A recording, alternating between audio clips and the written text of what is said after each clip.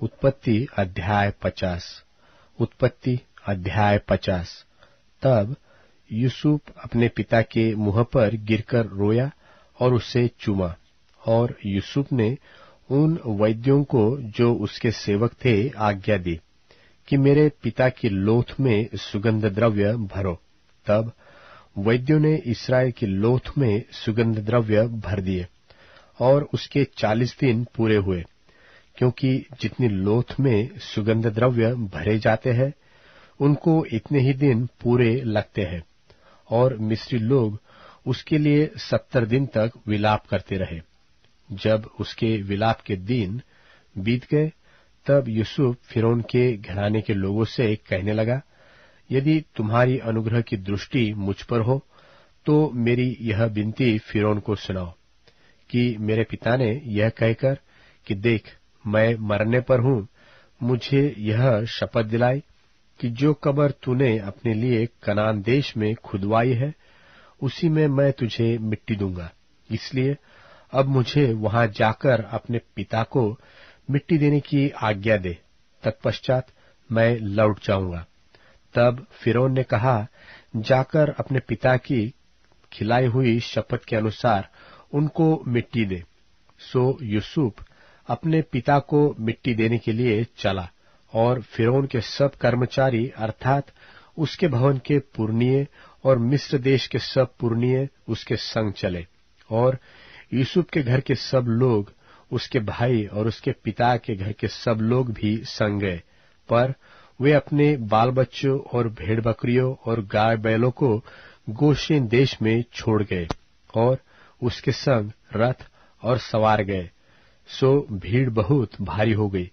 जब वे आदात के खलिहान तक जो यरदन नदी के पार है पहुंचे, तब वहां अत्यंत भारी विलाप किया और यूसुफ ने अपने पिता के लिए 7 दिन का विलाप कराया।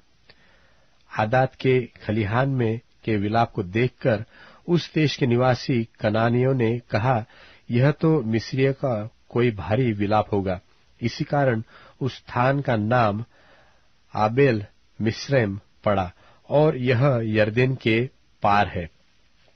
और इस्राएल के पुत्रों ने उससे वही काम किया जिसकी उसने उनको आज्ञा दी थी, अर्थात उन्होंने उसको कनान देश में ले जाकर मकपेला की उस भूमि वाली गुफा में जो ममरे के सामने है मिट्टी दी, जिसको इब्राहिम ने हित्ती एप्रोन के हाथ से इस निमित्त मोल लिया था कि वह कब्रिस्तान के लिए उसकी निज भूमि हो। अपने पिता को मिट्टी देकर यूसुफ अपने भाइयों और उन सब समेत जो उसके पिता को मिट्टी देने के लिए उसके संग गए थे मिस्र में लौट आया। जब यूसुफ के भाइयों ने देखा कि हमारा पिता मर गया है, तब कहने लगे, कदाचित यूसुफ अब हमारे पीछे पड़े और जितनी बुराई हमने उसके की थी सबका पूरा पलटा हमसे ले। इसलिए उन्होंने यूसुफ के पास यह कहला भेजा कि तेरे पिता ने मरने से पहले हमें यह आज्ञा दी थी कि तुम लोग यूसुफ से इस प्रकार कहना कि हम विनती करते हैं कि तू अपने भाइयों के अपराध और पाप को क्षमा कर। हमने तुझसे बुराई तो की थी, पर अब अपने पिता के परमेश्वर के दासों का अपराध क्षमा कर। उसकी ये बातें सुनकर यूसुफ रो पड़ा और उसके भाई आप भी जाकर उसके सामने गिर पड़े और कहा, देख हम तेरे दास हैं। यूसुफ ने उनसे कहा, मत डरो, क्या मैं परमेश्वर की जगह पर हूं? यद्यपि तुम लोगों ने मेरे लिए बुराई का विचार किया था, परंतु परमेश्वर ने उसी बात में भलाई का विचार किया, जिससे वह ऐसा करे जैसा आज के दिन प्रकट है कि बहुत से लोगों के प्राण बचे हैं। सो अब मत डरो, मैं तुम्हारा और तुम्हारे बाल बच्चों का पालन पोषण करता हूं।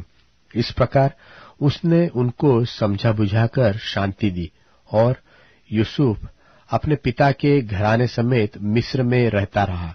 और यूसुफ 110 वर्ष जीवित रहा और यूसुफ एप्रैम के परपोतों तक देखने पाया। और मनश्शे के पोते जो माकीर के पुत्र थे वे उत्पन्न होकर यूसुफ से गोद में लिए गए। और यूसुफ ने अपने भाइयों से कहा, मैं तो मरने पर हूं, परंतु परमेश्वर निश्चय तुम्हारी सुधि लेगा और तुम्हें इस देश से निकालकर उस देश में पहुंचा देगा जिसके देने की उसने इब्राहिम, इसहाक और याकूब से शपथ खाई थी।